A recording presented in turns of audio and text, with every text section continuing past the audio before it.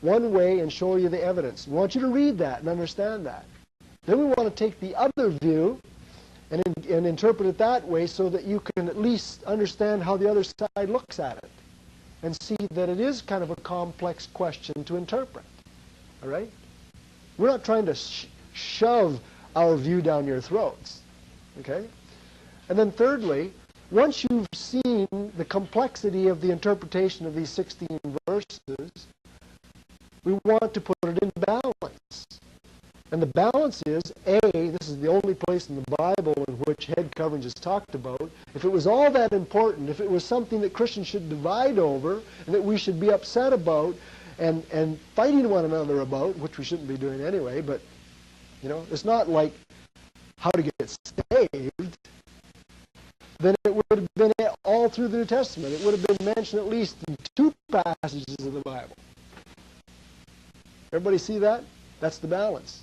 It's only mentioned once, and in the passage that head coverings are mentioned, there are no explicit commands for women to be covered. The conclusions that we draw as church leaders to try to have some conformity and uniformity in our practice is based on the fact that a decision has to be made so that people aren't in total confusion and that people are, so that it doesn't create a problem. We just want to try to come to a position that everybody can understand. Whether they fully agree with it or not is kind of up to you. We're not trying to force you to believe everything we believe. But we think that it's kind of important to have uniformity. All right? So A, there's only one passage in the Bible. It's obviously not that important. It's not that important overall. B, there aren't any commands here that order you to wear a hat. The conclusions that we've drawn that lead to the conclusion that women should wear a hat are plainly explained in the back of this document that we've given to you. There are 5 reasons why we believe that women should wear a head covering. Number 1, because it appears to be a symbol of your place in the divine order. God is a God of order. He doesn't want confusion in the church, nor does he want confusion anywhere else. So in the church, there is order. God, Christ, man, woman. He states it in verse 3. Right? So when you come to church wearing a head covering, you are saying that you voluntarily agree that you should fit. You should stay in your place where God has put you. Right? We're not suggesting that you're inferior, that you're unimportant, that you're less important than a man, but you're not a man. And neither is a man or woman. I mean, it's obvious. No matter how liberated the women want to get, they can't turn themselves into men. Right? And it's obvious that God made a difference between the sexes. You just look at people and you can tell, usually. Right? And that's the whole point here. God intended for there to be a difference between the sexes. And secondly, it's something to do with the order of divine creation. God created Adam first. I don't know why he did it that way, but he created Adam first, and then he created the woman from Adam. Right? Now that's a fact of history. None of us can change it, whether we're feminists or not. Right?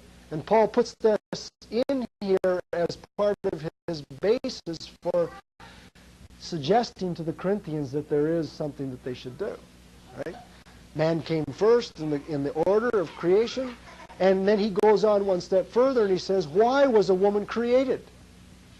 He says the purpose for the creation of the man is different from the purpose of the creation of the woman.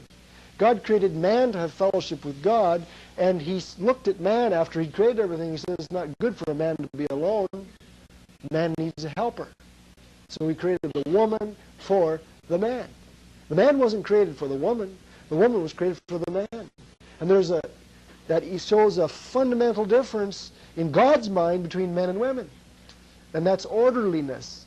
And in the women's lib movement wants to break all of that stuff down, and it was women's lib at Corinth. Right? Not by that title, but there was a breakdown in order, and there was anarchy in the church. And so there's a third, is that the second? A third reason why he suggests that the Corinthian woman should wear a covering.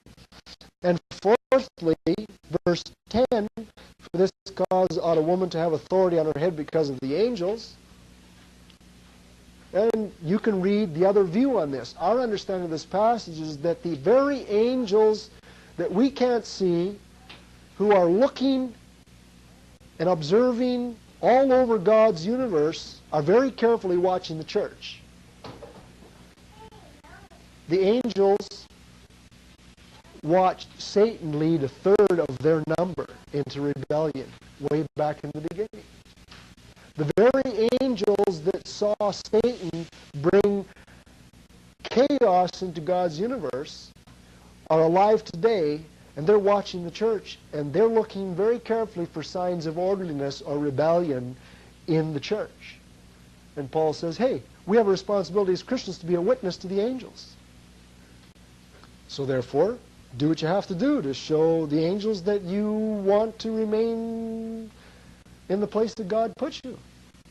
And then fifthly, our understanding is that what this passage does is it frees a woman.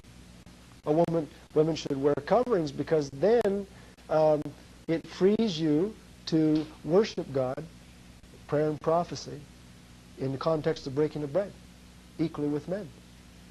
It liberates you in the sense that you can do what no woman has been free to do for thousands and thousands of years in the divine plan. Back in the Old Testament, women weren't even allowed into certain parts of the temple. Right? They couldn't go out. Their husbands had to worship God for them. Right? And now what God is doing is He's saying, hey, you're free to pray and prophesy. Just so long as you symbolize your willing submission to the divine order. Okay?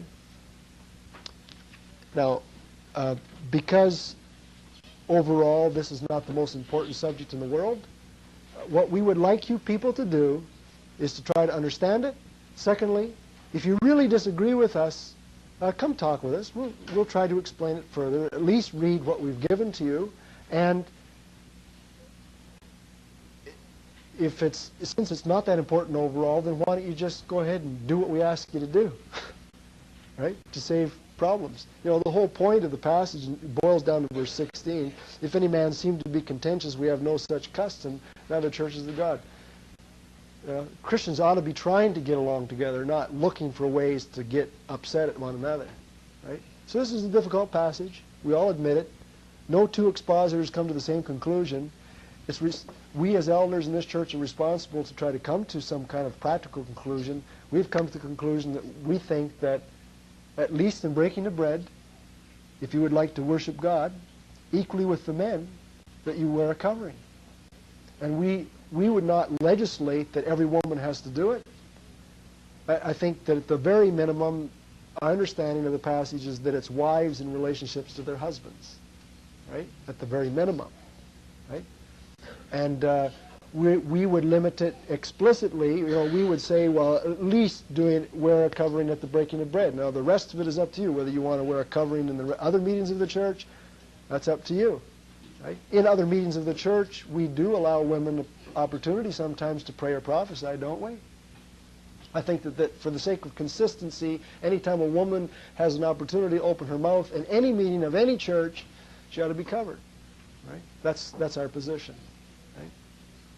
What you do outside of this building or in other meetings of the church, we're going to let you operate on the level of the Spirit's leading in your life. Okay? We don't want to legislate it. We don't want to. And what a covering should be. You know, all kinds of questions here. Right? It's very difficult. Right? And the scriptures aren't that. If God wanted to make it real plain, He would have wrote it in plain English, right? A, wear hats every time you go to church. B, make sure they're 16 inches by 17 inches and they're black lace. You know? Like, I mean, there are other parts of the Word of God that it's obvious what He wants. There's no quibbling about it, right? So it's obvious to anybody that comes to the passage that God isn't being a legalist here on us. That everybody that comes to a different conclusion on hats all comes to this conclusion, and I'm going to quit with this, okay? Here's the bottom line. Everybody agrees that 1 Corinthians chapter 11 says, A, Christians ought to exhibit a difference between the sexes. Men ought to look like men, and women ought to look like women, and there ought not to be any confusion on that point in the church. Right? B, there ought not to be a spirit of insubordination in the relationships between husbands and wives and men and women in the church. We ought to submit to one another. No male has a right to stand and say, God created us first, and he created you for us, so therefore kowtow to us. Everybody agrees that that is baloney. Right? This passage is obviously teaching that we have a mutual interdependence as believers one on another. This is crucial, right? And we can turn that thing around and make a third point of the passage. Women ought not to feel that they're inferior to men in the church, even if there is a divine order, because God has highly exalted them. You know, and the passage is taken by all expositors as a liberating passage. Right?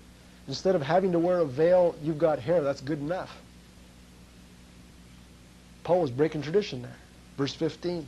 A woman's hair is given her for a covering, for a veil. Right?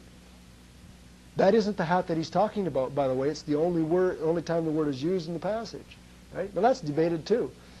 You know? But the point is that everybody understands that Paul was liberating women. He wasn't tying their hands behind their backs and telling them to shut up and sit up and be quiet and wash dishes, and that was the only thing, you know, have babies and go barefoot. You know.